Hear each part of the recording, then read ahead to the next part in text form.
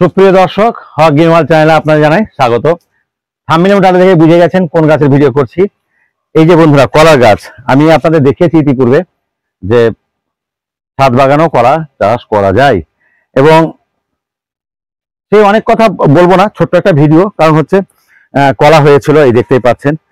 তো আজ কাটবো, কাল কাটবো, হারভেস্ট করবো মনে করছিলাম যে একটু ম্যাচিউরড হলেই বোধহয় ভালো হয়, এই মনে করে কিছুদিন অপেক্ষা করছিলাম। কিন্তু লাগাতার 3-4 দিন বৃষ্টির ফলে কি হয়েছে, জলের পরিমাণটা এতটাই বেশি হয়ে গেছে যে কলাতেও সেটা এফেক্ট করেছে, মানে কলাগুলো ফেটে গেছে। তবে এটা ঠিক ম্যাচিউরড হয়ে গেছে, তাই এটা আমি আপনাদের দেখাচ্ছি একটা কলা হারভেস্ট করে। তো এইটা কলা যদি আমি এখান থেকে এইভাবে করি, এটা সিঙ্গাপুরি কলার মতো, মানে কিরকম যে ওপর ওপর খোসাটা আপনার কাঁচাই থাকবে আর ভেতরটা পেকে যায়। এটা জি9 প্রজাতির, তবে একটু আর পাকলে ভালো হয়।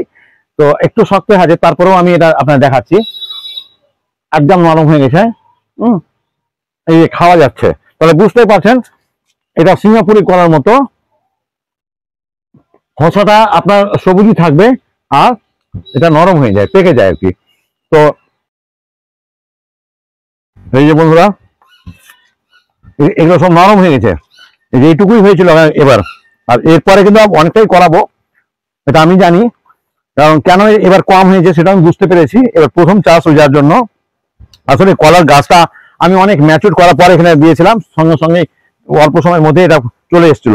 আগামীতে নিশ্চয়ই এটা অনেক বেশি হবে, লম্বা হবে। তবে মাটিতে যদি বসান, এটা আপনি বিশ্বাস করতে পারবেন না, এক মানুষের থেকেও লম্বা বেশি কাঁদি হবে, এবং প্রত্যেকটা ছড়িতে আপনার 30-এর অধিক কলা থাকে। কারণ আমার বন্ধুকে আমি যখন দিয়েছিলাম এই কলার চারা, তা আমাকে ভিডিও কলে দেখিয়েছিল।